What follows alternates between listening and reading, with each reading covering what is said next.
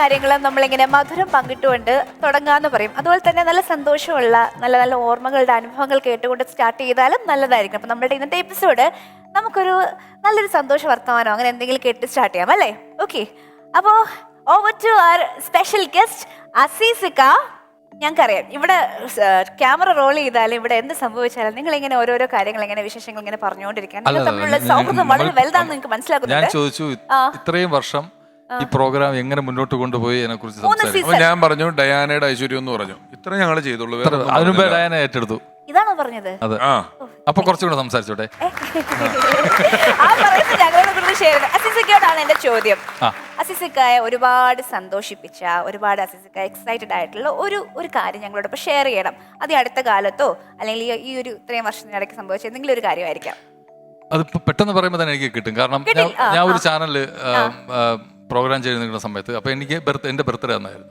അപ്പോൾ അന്ന് ഞാൻ പറയാതെ തന്നെ LED വാളിൽ എന്റെ ബർത്ത്ഡേ വിഷസ് ചെയ്തു. അതിലുപരി എന്റെ ഭാര്യ, എന്റെ 2 പെൺമക്കൾ ലൈവില് സർപ്രൈസ് വന്നു. അവരുടെ ഗിഫ്റ്റ് വന്നു. ഇതൊക്കെ അവർ വൺ പ്ലാനിങ് ആയിരുന്നു. ഒരാഴ്ചക്ക് മുമ്പേ ആ ചാനലിൽ വിളിച്ചു, എന്റെ ഡയറക്ടറായിട്ടൊക്കെ കോൺടാക്ട് ചെയ്തു. പക്ഷെ ഇതൊന്നും ഞാൻ അറിയുന്നില്ല. എനിക്ക് എന്റെ ജീവിതത്തിൽ മറക്കാൻ പറ്റാത്ത എനിക്കൊരു ഞാൻ ആ സന്തോഷം എനിക്ക് ഓർമ്മയുണ്ടെന്ന് ഒരു സന്തോഷം എക്സൈറ്റ്മെന്റും ഒക്കെ എനിക്ക് ഓർമ്മയുണ്ട്. അത് വളരെ തീർച്ചയായിട്ടും ഒരു ബ്യൂട്ടിഫുൾ മൊമെന്റ് തന്നെയാണ്. അതെ. അതുപോലെ കരിയറില് പേഴ്സണൽ ലൈഫാണ്, കരിയറിലേക്ക് വരുമ്പോഴത്തേക്കും ഒരുപാട് എക്സൈറ്റ് ചെയ്ത ഒരു കാര്യം. അത് ഞാൻ നമ്മുടെ കണ്ണസ്കോണിന്റെ റിലീസിന്റെ അന്ന് ഞാൻ ഒമാനിലായിരുന്നു. നമ്മളതിന്റെ പ്രൊമോഷനായിട്ട് ഒമാനിലായിരുന്നു. അപ്പൊ ഞാൻ സത്യം പറഞ്ഞ മൊബൈൽ കൈകൊണ്ട് തൊട്ടിട്ടില്ല. ടെൻഷൻ. അപ്പോ റോമിംഗ് ആണ്. പക്ഷെ എങ്കിൽ പോലും കോൾസ്. അപ്പൊ എനിക്ക് മനസ്സിൽ എന്തോ സംഭവിച്ചിട്ടുണ്ട് അവിടെ. കാരണം ഒന്നും അറിഞ്ഞിട്ടില്ല, ഒന്നും അറിഞ്ഞിട്ടില്ല, ഇതിന്റെ റിവ്യൂ ഒന്നും അറിഞ്ഞിട്ടില്ല. അതായത് ഇവിടെ റിലീസ് ചെയ്ത അതേ സമയത്തായിരുന്നു അവിടെയും? അല്ലല്ല, അവിടെ നൈറ്റ് ആയിരുന്നു ഷോ. ഞാൻ പക്ഷെ അവിടെ പോയിട്ടില്ല, ഒന്നും അറിഞ്ഞിട്ടുമില്ല. പക്ഷെ അതിലുപരി എന്നെ നമ്മുടെ മലയാളത്തിന്റെ ജയൻ ജയസൂര്യ വിളിക്കുന്നു. വിളിച്ചിട്ട് മോനെ നീ എവിടെടാ എന്ന് പറഞ്ഞ എനിക്ക് ഭയങ്കര മറക്കാൻ പറ്റാത്ത ഒരു രക്ഷയില്ലായിരുന്നു. കീപ്പ് ഇറ്റ് അപ്പ് എന്നൊക്കെ പറഞ്ഞപ്പോൾ തന്നെ സന്തോഷമായത്. എൻ്റെ ജീവിതത്തിൽ ഞാൻ ഏറ്റവും കൂടുതൽ സന്തോഷിച്ച എന്ന് വേണമെങ്കിൽ പറയാം കണ്ണസ്കോടിന്റെ വിജയ ദിവസമായിട്ട്. ഇപ്പൊ ഇതുവരെ ഉള്ളതിൽ ഏറ്റവും വലിയൊരു സക്സസ് കണ്ണസ്കോടാണ്. അപ്പം അതിലേക്ക് എത്തുവാൻ നമ്മുടെ അസീസിക്കയ്ക്ക് ഏറ്റവും കൂടുതൽ പ്രചോദനമായതോ അല്ലെങ്കിൽ എന്തിന്റെ കടാക്ഷമായിരുന്നു? അത് ആരുടെ സപ്പോർട്ടായിരുന്നു? കാരണം എനിക്ക് നമ്മുടെ കണ്ണസ്കോണിന്റെ സ്റ്റോറി, എനിക്ക് കഥ നേരത്തെ അറിയായിരുന്നു. 2 വർഷം മുമ്പൊക്കെ അറിയായിരുന്നു. കാരണം ഇതിന്റെ തിരക്കഥാകൃത്ത് റോണിച്ചേട്ടൻ ഞങ്ങൾ വേറൊരു പഴഞ്ചം പ്രണയം എന്ന് പറഞ്ഞ സിനിമ ലൊക്കേഷനിൽ വെച്ച് എന്നെ പറഞ്ഞിട്ടുണ്ടായിരുന്നു. അന്ന് ഞാൻ കുറെ ഇന്റർവ്യൂവിൽ പറഞ്ഞു, ഞാൻ അതിനകത്തൊരു ചെറിയൊരു വേഷമുണ്ട്. മമ്മൂക്കാരെ ഇൻട്രോയിൽ ഒരു മാർക്കറ്റിൽ ഒരു ഫൈറ്റ് സീൻ, ഒരു കുഞ്ഞു സാധനം. അപ്പൊ മമ്മൂക്ക എന്നെ അടിക്കുന്നു, പിടിച്ച് ജീപ്പിലിടുന്നു. അതാ മമ്മൂക്കാരെ ഇൻട്രോ. അപ്പൊ ഞാൻ പറഞ്ഞു അതെനിക്ക് തരാൻ പറ്റുമോ ചോദിച്ചു. ബാക്കിയെല്ലാം ഇംഗ്ലീഷ് പറയുന്ന കണ്ടല്ലോ സിനിമ, മറ്റേ ചോളൻ എന്ന് പറയാൻ പറ്റാത്ത സാധനങ്ങൾ. പിന്നെ കുറെ പോലീസ് ഉദ്യോഗസ്ഥർ. അപ്പൊ 4 പോലീസ് ഉദ്യോഗസ്ഥർ അവര് ഫിക്സ് ചെയ്തിട്ടുണ്ട്.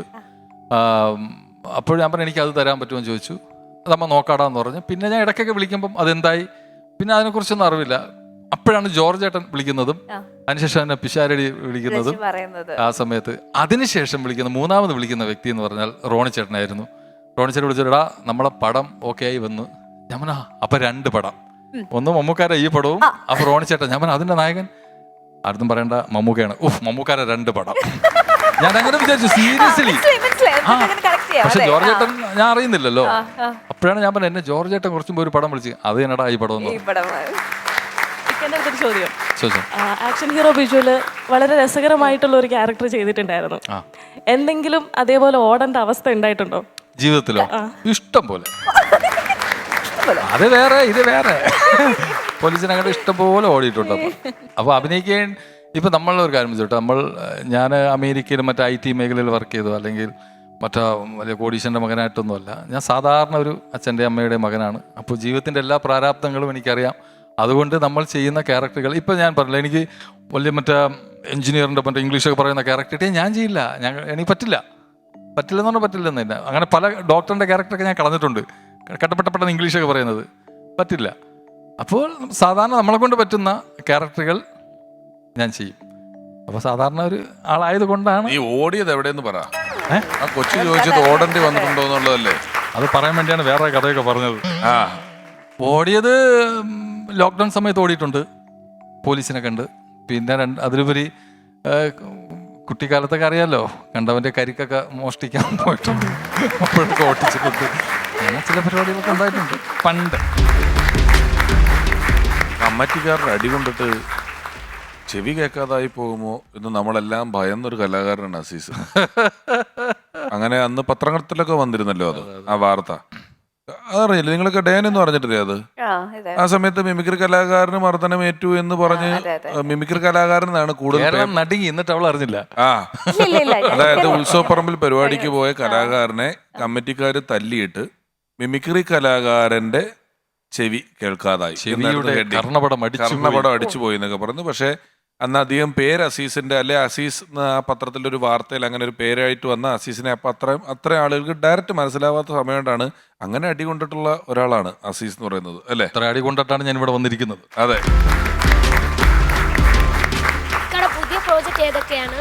ഞാൻ ഇപ്പോൾ ചെയ്തുകൊണ്ടിരിക്കുന്നത് വാഴ എന്ന് പറയുന്ന സിനിമയാണ്. അതായത് നമ്മൾ ജെ ജയഹര ഡയറക്ടർ ബിപിൻ ദാസിന്റെ പ്രൊഡ്യൂസ് ചെയ്യുന്നത്, വിന്റെ അസോസിയേറ്റ് ഡയറക്ട് ചെയ്യുന്ന നമ്മളെ രോമാഞ്ചത്തിൽ എല്ലാ പൈമാരും ഉണ്ട്. ഞാൻ കഥയുടെ പറയണോ? കുഴപ്പമുണ്ടോ? പറഞ്ഞോ. ഞാൻ സിജു സണ്ണിയുടെ അച്ഛനായിട്ടാണ് അഭിനയിക്കുന്നത്. അപ്പോൾ ഒരു 5 മക്കളുടെയും 5 അച്ഛന്മാരുടെയും കഥ. 40-45 വയസ്സ്, അത് മേക്കപ്പിലൊക്കെ മാറ്റി. പിന്നെ 45 വയസ്സ് സിജു സണ്ണിയുടെ അച്ഛനെ. പിന്നെ റിലീസാവുന്ന തങ്കമണി എന്ന് പറഞ്ഞ ദിലീപേട്ടന്റെ പടമുണ്ട്. പിന്നെ അന്വേഷിപ്പും കണ്ടെത്തും എന്ന് പറഞ്ഞ ടൊവീര സിനിമ. ഇല്ലാത്ത പടം പറ, അതായിരിക്കും എളുപ്പം. ഇല്ലാത്ത പടം പറ, അതായിരിക്കും എളുപ്പം. ലൂസിഫർ.